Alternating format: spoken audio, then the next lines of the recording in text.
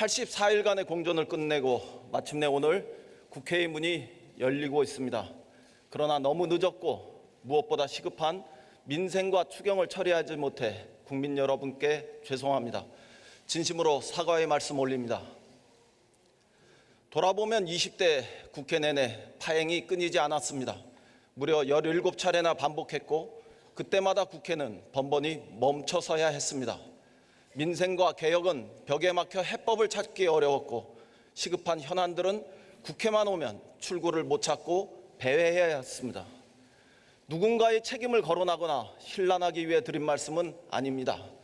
우리가 본회의장 밖을 서성거릴 때 우리보다 훨씬 더 가슴 졸이며 국회 정상화를 기다려온 국민을 절대 잊지 말자는 취지입니다. 게다가 이제 20대 국회 시간도 얼마 남지 않았습니다. 남은 시간 밤낮을 쪼개가며 민생에 몰두해도 부족합니다. 다시는 국회의 시간이 멈추지 않도록 서로 인내하며 공정과 협치의 지혜를 모아갈 수 있기를 희망합니다. 국회는 우리 사회 갈등의 조정자여야 합니다. 우리 사회의 갈등은 이념과 빈부, 계층과 지역을 넘어 세대와 젠더 등 다양한 집단과 이해관계로 첨예하게 얽혀져 있습니다. 국민의 80.8%는 사회 갈등이 매우 심각하다고 인식합니다. 광화문 광장의 이념 갈등, 첨예한 노사 갈등과 비정규직 문제, 해마다 되풀이되는 임대차 갈등, 온오프라인을 들썩이는 젠더 갈등까지 모든 삶의 현장에 상생의 해법이 절실한 상황입니다. 의회 민주주의의 또 다른 이름은 사회 갈등의 조정입니다. 사회적 갈등을 정치라는 공론의 장으로 가져와 대화와 타협을 통해 해법을 이끌어내는 것이 의회주의의 출발이라는 의미입니다. 그러나 2019년 상반기 우리 국회는 국민들께 이런 의회 민주주의를 보여드리지 못했습니다. 국회를 대화와 타협의 장으로 만들자던 선진화법은 난폭하게 무력화되었고 민의의 전당은 갈등과 파열음만 증폭되었습니다. 저와 민주당은 솔직히 자유한국당의 책임이 크다고 생각합니다. 그러나 오늘 그 주장을 앞세우지 않겠습니다. 사회 갈등의 골이 더 깊어지기 전에 국회는 타협과 상생의 물꼬를 터야 하기 때문입니다. 그러기 위해 우리는 서로에게 조금의 빈 공간을 열어줄 수 있어야 합니다. 그렇게 내어준 빈 공간의 어느 지점에서 상생의 해법, 공존의 철학을 만날 수 있기를 희망합니다. 존경하는 국민 여러분, 그리고 동료 의원 여러분, 저는 지난달 관흥클럽 초청 토론에서 공존의 정치를 제안한 바 있습니다. 서로를 인정하지 않고 밀어내기만 하는 정치에서 우리 모두 함께 벗어나 서로를 존중하고 포용하는 정치를 만들기 위한 충정이었습니다. 오늘은 한 발 더 나아가 세 가지 공존의 길을 제안합니다. 우리가 가야 할 공존의 정치는 단지 화평하게 잘 지내보자는 차원을 넘어서는 길입니다. 첫째, 유연한 진보와 합리적 보수가 혁신을 통해 공존하는 길입니다. 둘째, 남과 북이 평화를 통해 번영으로 도약하는 공존의 길입니다. 셋째, 사회적 약자를 배려하고 포용하는 따뜻한 공존, 참 공존의 길입니다. 지난 주말을 뜨겁게 달구었던 한반도 평화의 기운은 어렵고 힘든 이의 손을 잡는 따뜻한 세상의 희망은 대결과 극단의 선택을 넘어서는 공존의 합리성은 분명 우리가 결단하고 나아가야 할 미래의 길입니다. 2016년 겨울 촛불 집회는 평화로웠습니다. 저는 그곳에서 새로운 대한민국의 미래를 예감했습니다. 국민은 끝까지 평화로 인내하며 마침내 새로운 질서를 창조해 내셨습니다. 그곳에는 어떠한 폭력도 없었으며 어떠한 배제도 없었습니다. 저는 역설적이지만 그 현장에서 진보와 보수가 공존하는 새로운 정치를 상상했습니다. 진보가 유연해지고 보수가 합리적이 된다면 우리는 다 함께 더 큰 공존의 시대를 열어갈 수 있다고 확신합니다. 극자의 경직과 국어의 관계에서 우리 모두 벗어날 때 우리 사회는 새로운 공존의 질서를 세울 수 있습니다. 무엇보다 막말과 혐오, 극단과 결별할 수 있어야 합니다. 막말과 혐오, 극단은 공존의 가치를 전면적으로 부정하는 공공의 적이기 때문입니다. 우리는 여론을 두고 주도권 다툼을 합니다. 또 내년에 총선이 예정되어 있어서 경쟁은 불가피합니다. 그러나 민생과 대안을 위한 정책 경쟁, 책임과 품격 있는 정책 경쟁, 상대를 존중하고 경청하는 정책 경쟁을 할 수 있어야 합니다. 진보는 꼰대, 보수는 꼴통이라는 낡은 이미지에서 함께 벗어나 누가 먼저 혁신하나 멋진 경쟁을 펼칠 것을 제안합니다. 이러한 관점에서 우리 민주당은 황교안 대표께서 민생 투어 이후에 제안한 정책 경쟁에 기꺼이 응대하겠습니다. 비례대표제 개선은 중대한 정치개혁의 길입니다. 정치 구조에서 선거제도에서 공존의 길은 비례대표제의 개혁에서 출발합니다. 개헌 논의 당시 선거제도의 비례성을 높이기로 했던 여야를 넘는 합의 정신을 저는 기억합니다. 국회 속기록에도 아마 남아있을 것입니다. 헌법에 명문화할 것인지 선거법에 구체화할 것인지 단지 그 차이만 있었다고 저는 또렷이 기억합니다. 그런 점에서 비례대표제도를 폐기하고 전부 지역구 선출로 대체하자는 자유한국당의 선거법 개정안은 분명 어깃장이었습니다. 자유한국당의 전향적 자세 변화를 촉구합니다. 남은 2달의 정개특위 연장 기간 동안 국회 구성원 모두가 합의하는 선거제도의 개혁에 자유한국당이 적극 동참하시길 진심으로 기대합니다. 패스트트랙은 의회주의에 기초하여 우리 스스로가 강제한 합의와 타협의 장치였습니다. 그런 점에서 패스트트랙은 의회주의의 중요한 또 하나의 시험대이기도 합니다. 자유한국당은 패스트트랙이 무효라는 주장을 중단하고 선거제도 개혁에 함께 동참하시길 정중하게 요청합니다.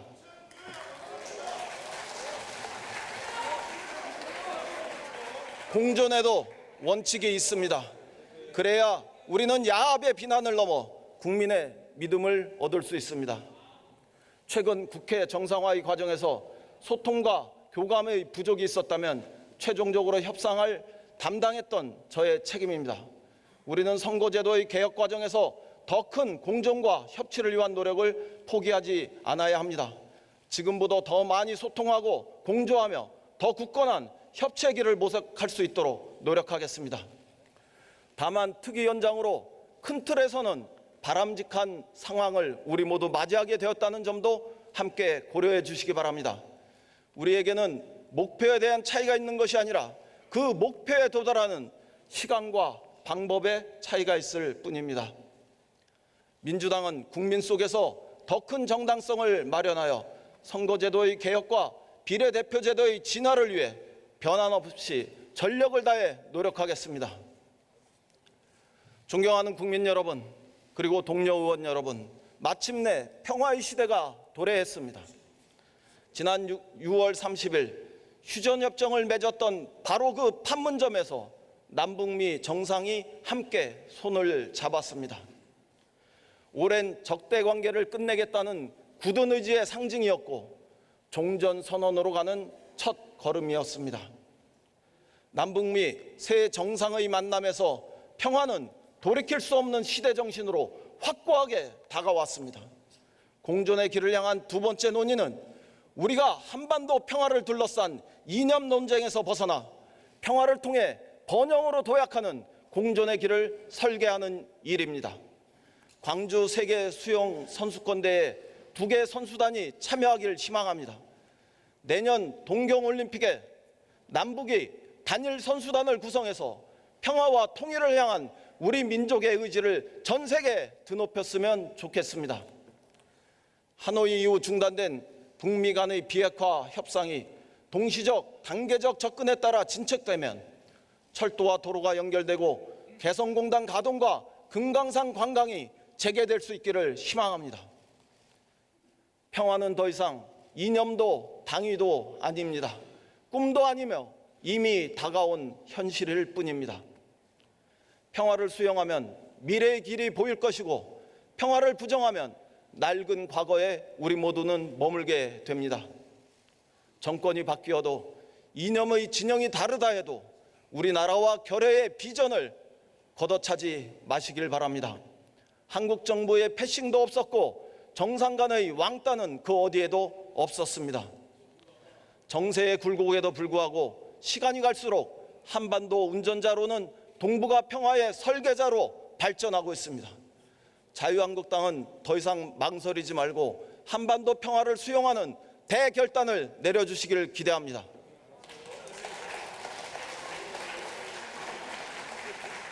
평화로 가는, 통일로 가는 공존의 열차에는 모두가 함께 탑승할 수 있어야 합니다.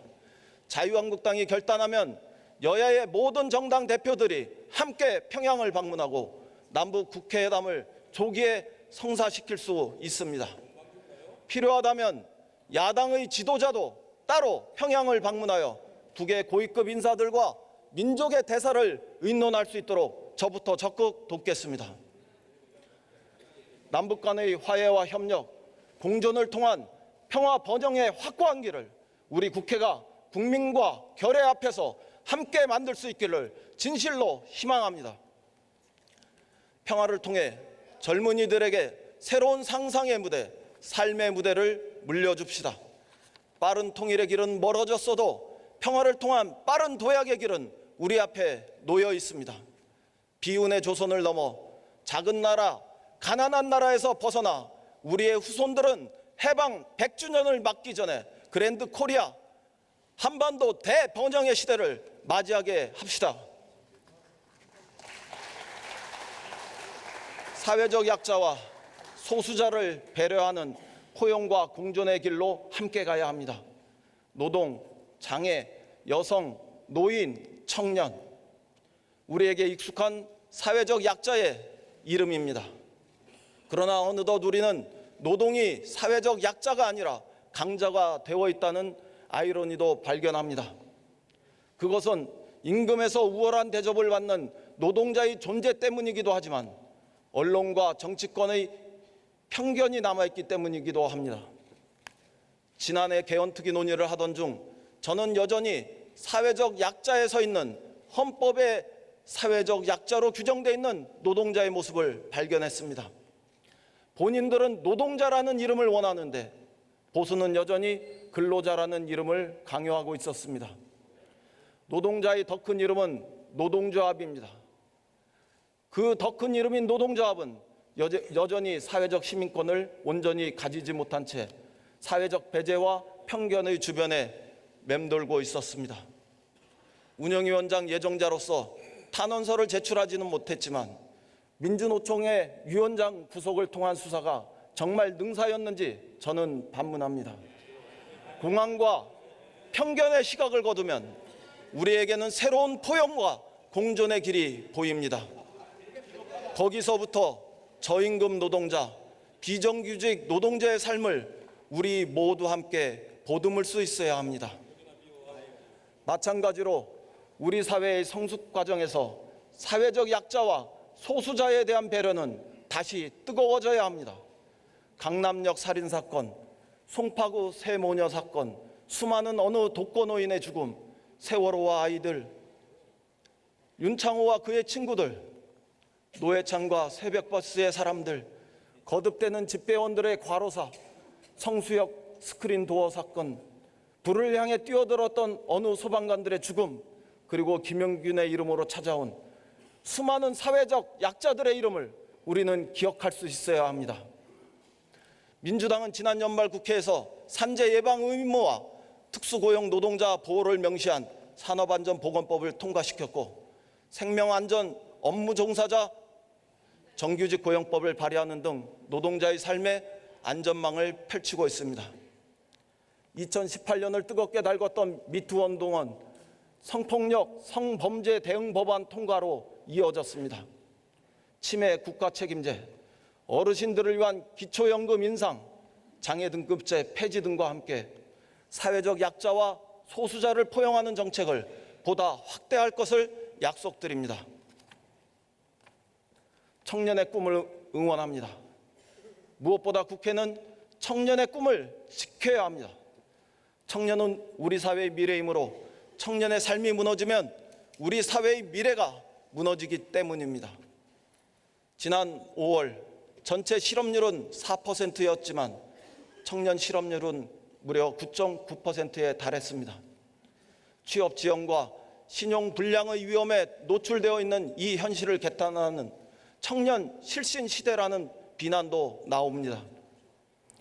우선 뉴스 개런티를 도입해서 청년이 미래를 꿈꾸도록 희망의 사다리를 놓겠습니다.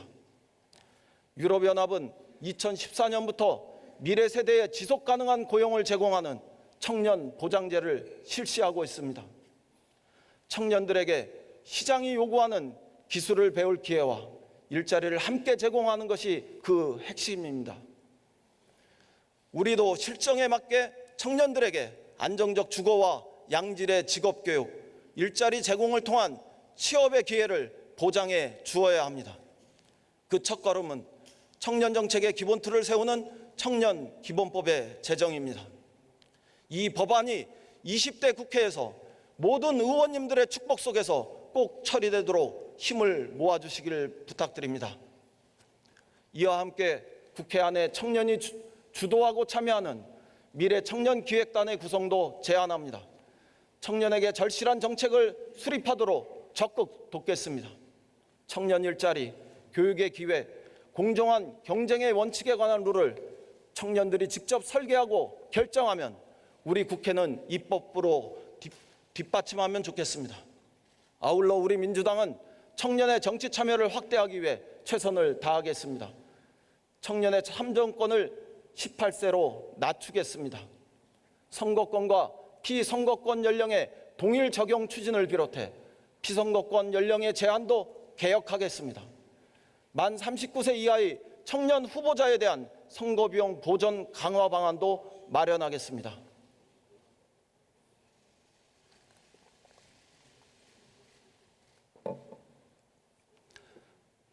존경하는 국민 여러분, 동료 의원 여러분, 국민의 힘을 모아 어려운 경제 현실을 타개해야 할 때입니다. 지난날 우리는 대기업의 수출에만 의존하는 불균형 성장 전략을 채택해 왔습니다. 이런 전략이 추격형 압축 성장 시기에는 유효하게 작동했던 것도 사실입니다. 하지만 글로벌 금융위기를 거치면서 세계 교역 성장이 뚜렷하게 둔화되기 시작했습니다. 이른바 세계 무역의 뉴노멀 현상이 전개되고 있는 것입니다. 최근에는 미국과 중국 사이에 경제 분쟁까지 벌어지고 있습니다. 미중 분쟁은 경상수지 불균형에서 촉발된 관세 전쟁을 넘어서 환율과 기술 패권 경쟁으로 확대되고 있습니다. 세계무역기구는 올해 글로벌 교역량 증가율 전망을 당초 3.7%에서 2.6%로 대폭 낮췄습니다. IMF와 OECD도 3.9%까지 바라보던 금년도 세계 경제 성장률 전망을 국제 경제 환경 악화를 반영해서 각각 3.3%와 3.2%까지 낮추었습니다.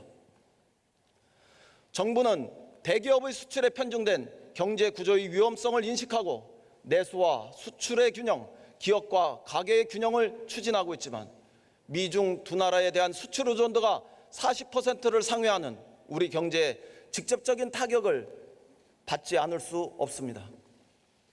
하지만 저는 우리 국민의 저력을 믿습니다. 우리 국민은 식민지 역사와 한국전쟁의 폐허에 의해서 세계 10위권에 빛나는 경제 성장을 이뤘습니다. 대한민국을 민주주의와 인권 후진국에서 세계의 모범이 되는 나라로 발전시킨 것도 우리 국민의 저력입니다. 올 초 IMF도 우리 경제에 대해 숙련된 노동력, 단단한 제조업의 토대, 낮은 정부 부채, 풍부한 외환 보유고 등 탄탄한 기반 위에서 신중하게 경제 관리를 잘 수행하고 있다고 평가했습니다. 지금 우리가 해야 할 것은 기업인과 노동자, 소상공인 등 국민 모두의 마음을 모아 어려움을 헤쳐나가는 일입니다. 여당과 야당, 진보와 보수가 방법과 수단의 차이는 있을지언정 우리 경제의 회생을 바라는 그 목표는 다르지 않다고 저는 믿습니다. 야당은 현재의 경제 상황을 정략적으로 과장하여 실정과 파국으로 매다워 하지 말아야 하며 정부도 아무 문제도 없는 것처럼 말하지 않을 수 있어야 합니다. 경제 활력에 총력을 다합시다. 정부는 오늘 하반기 경제정책 방향을 발표했습니다. 기업 활력 제고와 경제의 체질 개선 및 포용성을 확대하는 3대 방향으로 그 정책 역량을 집중할 계획입니다. 국회에 제출된 추경 외에도 기업의 설비 투자를 되살릴 수 있는 세제 지원과 대규모 투자 프로젝트에 대한 행정 지원에 총력을 다할 것입니다. 도시재생과 국민안전 SOC 사업도 신속하게 진행하겠습니다. 수도권 광역교통망이 정비되고 노후화된 상하수도와 도로의 정비를 통해 국민의 생활 환경과 안전이 크게 개선될 수 있을 것으로 기대합니다. 우리 당은 정부에서 계획한 대로 정책을 집행하는지 항시 꼼꼼하게 점검할 뿐만 아니라 재정, 금융, 규제 등 경제의 여러 영역에서 우리 경제의 활기를 높일 수 있는 공정과 상생으로 가는 보다 넓고 깊은 정책 개발에 앞장서겠습니다. 보다 많은 일자리를 만들겠습니다. 일자리는 4개월 연속 당초 목표인 15만 명을 상회했습니다. 경제활동 참가율과 고용률이 동반 상승하며 작년에 취약한 흐름을 극복해 나가고 있습니다. 하지만 30대, 40대 및 제조업 고용 여건의 불확실성은 여전합니다. 미중 무역 마찰에 따른 세계 경제의 악화 정도에 따라서 우리 국민의 일자리는 언제든지 위협받을 수 있는 처지입니다. 고령화 추세와 잠재 성장률 하락을 극복하기 위해서도 더 많은 일자리가 필요한 때입니다. 노동인구의 고령화와 베이비붐 세대의 은퇴가 진행되고 있습니다. 정부는 이분들의 숙련과 경험이 사장되지 않고 사회에 공헌할 수 있게 일자리 창출에 나서야 합니다. 이분들이 빈곤의 악순환에 빠지지 않도록 공공일자리 확충도 불가피합니다. 우리나라는 OECD 국가 중 공공일자리 비중이 가장 낮은 국가군에 속합니다. 우리 정부가 늘리려는 공공일자리는 소방관, 집배원, 요양보호사 등 국민에게 봉사하는 일자리입니다. 하지만 역시 일자리 창출의 주역은 기업입니다. 기술 변화에 맞춰 새로운 일자리가 창출될 수 있도록 함께 노력해야 합니다. 우리는 광주형 일자리에 이어 밀양과 구미에서도 상생형 일자리를 추진하고 있습니다. 국회에도 상생형 일자리 지원법과 해외에서 국내로 복귀하는 일명 유턴기업 지원법 등이 제출되어 있습니다. 여야 의원님들의 적극적인 심의와 또 결정을 부탁드립니다. 노동자가 흘린 땀은 과거 우리 경제의 초석이었고 이분들이 체현한 숙련과 성실함은 미래 경제의 자산입니다. 경제적 변화에 따라 일자리를 잃은 노동자들이 좌절하지 않도록 정부는 사회안전망을 대폭 확충해야 합니다. 또한 새로운 환경에서 다시금 재기할 수 있도록 평생교육과 전직 알선 등의 정책을 적극 펼쳐야 합니다.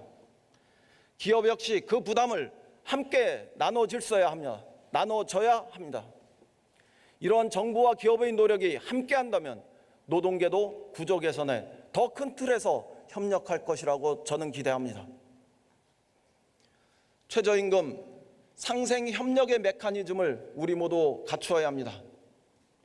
최저임금은 저임금 노동자 가구의 생활 안정을 위해서 만들어졌습니다. 1988년 첫 도입된 이후 지난 30년간 중요한 역할을 해왔습니다. 그러한 순기능을 인정했기에 지난 대선에서 모든 대통령 후보들이 최저임금 10,000원 시대를 다 같이 약속했습니다. 이에 따라 지난 2년간 최저임금은 매년 10% 이상 상승했습니다. 저임금 근로자의 임금 상승률이 빠르게 진행되었고 임금 격차가 사회적으로 축소되는 등 긍정적 효과도 있었습니다. 하지만 중소기업과 자영업의 부담이 상당한 것으로 알려지고 있습니다. 영세 자영업의 비중이 매우 높고 대기업과 중소기업 사이의 규모와 경쟁력 격차가 너무 큰 우리 경제의 현실 때문입니다. 앞으로는 최저임금 인상률 그 자체에 지나치게 초점을 맞추기보다 최저임금 인상이 중소기업과 영세 자영업에게 일방적 부담이 되지 않도록 대기업과 원청 본사가 그 부담을 나눠지는 상생의 메커니즘을 갖추는 대로 더 큰 노력을 기울여야 합니다. 지난 2년간 최저임금이 빠르게 상승한 반면 세계 경제의 리스크는 더욱 커지고 있습니다. 최저임금을 보완할 근로장려세제 예산도 대폭 확대되고 있습니다. 최저임금위원회는 저임금 노동자 가구의 생활 안정 등을 고려하면서도 경제와 일자리에 충격을 주지 않도록 지혜롭게 최저임금을 결정할 것이라고 믿고 기대합니다. 이제 자영업을 위한 과감한 투자가 필요한 때입니다. 자영업은 우리 경제가 어려울 때마다 허리 역할을 충실히 해준 버팀목이었습니다. 그러다 자영업자 비중이 지나치게 높고 사업 규모는 영세합니다. 대기업의 골목 상권 침투와 온라인 거래의 급증으로 경영 환경도 매우 나빠졌습니다. 장기적으로는 영세 자영업자의 비중이 늘지 않도록 정책적 관리도 해야 합니다. 그러나 동시에 자영업자의 생존과 개선을 위한 노력을 우리는 적극적으로 병행해야 합니다. 그 일환으로 자구 노력을 경주하고 있으나 금융 서비스의 사각지대에 놓여 있는 자영업자들을 위해서 과감한 선제적 금융 지원과 공공 컨설팅을 정부는 할 수 있어야 합니다. 전국에는 650만 명의 자영업자가 있습니다. 가족까지 포함하면 40%에서 60%에 달하는 국민이 자영업과 연결되어 있습니다. 우리 삶의 주변에 자영업은 상존하고 있습니다. 취업 실패나 조기 퇴사 등의 이유로 어쩔 수 없이 자영업에 진출하는 분들도 아주 많이 있었습니다. 기술과 경험 없는 생계형 자영업의 지속 가능성은 그래서 매우 낮을 수밖에 없었습니다. 저는 이분들이 안정적으로 창업과 영업을 유지할 수 있도록 지원하는 것을 무엇보다 우리 국회가 중요하게 생각해야 한다고 믿습니다. 자영업자에 대한 과감한 투자를 제안합니다. 이명박 정부는 4대강에 22조 원을 쏟아부었습니다. 중소기업과 자영업자에 대한 투자에 우리 모두가 인색할 이유는 전혀 없다고 저는 생각합니다. 한 번의 실패로 모든 것을 잃어서는 안 됩니다. 더 많은 기회와 재기의 발판을 우리 국회와 정부는 제공할 수 있어야 합니다. 그동안 정부는 연간 8천억 원의 카드 수수료 부담을 대폭 덜어드렸습니다. 제로페이 도입으로 자영업자들의 수수료 부담을 더욱 낮춰갈 예정입니다. 상가 건물 임대차 보호법 개정으로 임대료 인상률도 4%로 낮추었고 계약 갱신 기간도 5년에서 10년으로 늘렸습니다. 또한 일자리 안정자금 지원, 법률 서비스 강화 등을 포함해 자영업과 소상공인의 생태계를 공정과 상생의 질서로 바꿔내기 위한 보다 과감하고 다양한 정책을 함께 개발해야 합니다. 존경하는 국민 여러분, 그리고 동료 의원 여러분, 데이터가 미래 산업의 쌀이라고 1980년대 우리는 반도체가 미래 산업의 쌀이라고 선언하며 반도체 산업을 일으켜 왔습니다. 데이터는 미래 산업의 쌀입니다. 그 후 30년이 지난 지금 우리가 준비해야 할 산업의 새로운 쌀은 데이터입니다. 저는 원내대표가 된 후 많은 경제 전문가와 기업인들을 만났습니다.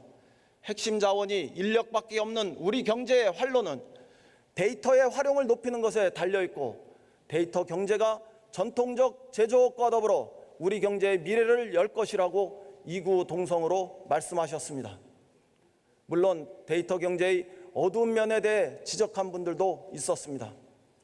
개인정보 유출이나 악용되는 사례가 늘면서 페이스북이나 구글 같은 초대형 데이터 기업들이 고객과 사회에 대한 책임을 다하고 있는지 우려도 있습니다. 세계 각국은 데이터의 안전한 활용이라는 어려운 문제를 풀기 위해 고심하고 있습니다. 유럽연합은 지난해 개인정보 보호 체계를 전격 도입했습니다. 유럽연합은 개인정보의 역외 이전을 원칙적으로 금지하고 있어 이유가 적정하다고 인정하는 경우에만 역외 이전을 허용하고 있습니다. 미국, 이스라엘, 캐나다, 일본은 발빠르게 적정성 승인을 받았습니다. 그러나 뼈아프게도 우리나라는 EU로부터 불인정 통보를 받았습니다. 우리 국회도 각계의 의견을 수렴하여 개인정보보호법, 정보통신망법, 신용정보보호법 개정안을 발의했지만 국회 파행으로 아직 처리를 못하고 있기 때문입니다. 경쟁국가 기업들은 유럽에서 데이터 활용을 통해 경쟁의 우위를 선점하고 있는데 우리 기업들은 발이 묶여있는 답답한 상황입니다. 책임 있는 여당의 원내대표로서 국민들과 기업의 면목이 없습니다. 자유한국당은 국회에 복귀하신 만큼 하루속히 심의에 협조해 주시고 함께 결정해 주시길 부탁드립니다. 존경하는 국민 여러분, 동료 의원 여러분, 상시국회를 만들기 위한 입법이 시급합니다. 현행 국회법에 따르면 매년 2월과 4월, 6월과 8월에 임시회의를 소집하게 되어 있습니다. 그러나 이 규정이 얼마나 허망하게 지켜지지 않는지 우리 모두는 잘 알고 있습니다. 두 가지를 제안합니다. 첫째, 1년 365일 일하는 상시국회 체제를 만들기 위해 국회법을 개정합시다. 매월 1일에 자동적으로 국회를 열어야 합니다. 국회 운영 일정 작성 기준을 변경해서 의사 일정을 논의하다가 빈손 국회로 끝나는 일을 원천 차단합시다. 저는 국회 운영위원장으로서 국회법 개정을 위해 적극 노력하고자 합니다. 또한 이 자리를 빌어 나경원, 오신환 원내대표님께도 우리들의 임기 동안 국회가 늦어지는 일이 없도록 신사협정을 체결할 것을 제안드립니다. 여야가 싸워도 국회를 멈추지 않고 민생입법에 남은 기간 오직 힘쓰겠다는 국민을 향한 우리들의 약속이 될 것입니다.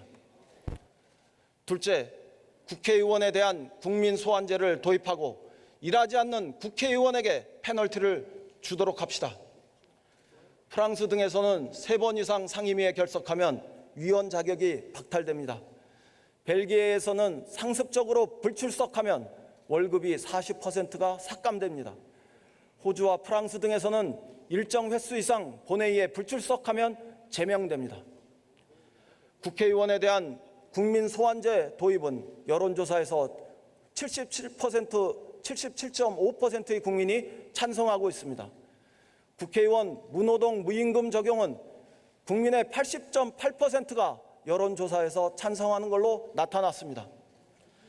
민주당은 이러한 국민의 요구를 통감하고 법안을 이미 제출해 놓았습니다. 일하는 국회를 위한 국회법 개정을 진지하게 논의해 나갈 것을 제안합니다.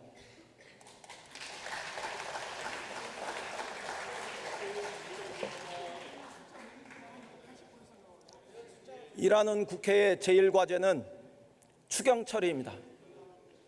4월 25일 추경안이 접수된 이후 오늘까지 무려 70일이 지나가고 있습니다. 기록입니다. IMF가 지난 4월 빠르면 빠를수록 좋다고 했던 바로 그 추경입니다. 추경을 통해 경제 활력의 마중물을 기대하는 기업인과 미세먼지, 그리고 강원도 산불과 포항 지진에서 재복구를 바라는 우리 국민들 모두의 마음이 타들어간 지 오래되었습니다. 더 이상 기다릴 시간이 없습니다. 하루도 지체할수록 추경의 효과는 그만큼 줄어듭니다. 국민의 간절한 기다림이 속절없이 지체되고 있는 것입니다. 분명한 추경 편성 목적에 따라 최소한으로 책정된 추경인 만큼 신속한 처리에 협조해 주시기를 부탁드립니다. 야당의 의견이 있다면, 또 이견이 있다면 심사 과정에서 논의하고 반영할 수 있으면 될 일입니다. 이미 추경은 볼모로 잡힐 만큼 충분히 다 잡힌 지 오래되었습니다. 추경은 더 이상 정쟁의 대상이 되어서는 안 됩니다. 존경하는 국민 여러분, 동료 의원 여러분, 민주당은 지난 2년간 집권 여당으로서 정부와 개혁을 함께 발맞추어 왔습니다. 그러나 국민 여러분께서는 아직 체감하시는 성과가 부족하다고 느끼십니다. 앞으로 집권 여당의 위상을 재정립해서 확실하게 국정을 주도하고 민생을 뒷받침하겠습니다. 정부의 쓴소리도 마다하지 않는 집권 여당으로 때로는 거듭나겠습니다. 정부에도 당부의 말씀을 드립니다. 야당과의 소통을 대폭 강화해 주시기 바랍니다. 때에 따라서는 정부가 여당보다 야당과 먼저 협의해도 좋습니다. 대신 야당도 여당과 다름없다는 생각으로 국정에 책임 있게 적극 참여해 주시길 부탁드립니다. 20대 국회의 입법 성적은 정말 참담합니다. 법안 처리율은 고작 29.3%에 불과하고 지금도 14,731건의 법안들은 잠자고 있습니다. 이대로라면 20대 국회가 끝날 때까지 40%를 달성하기는 어렵습니다. 우리 모두 부끄러운 성적으로 20대 국회를 마칠 수는 없지 않겠습니까? 오늘을 기점으로 국회에 잠든 14,000건의 법안들을 깨워냅시다. 여기 계신 국회의원님 한 분 한 분의 많은 고뇌와 연구 끝에 발의된 법안들이기도 합니다. 이 법안들이 일할 수 있도록, 그래서 민생이 되살아날 수 있도록 우리가 함께 머리를 맞대고 신속한 법안 처리의 과정으로 나섭시다.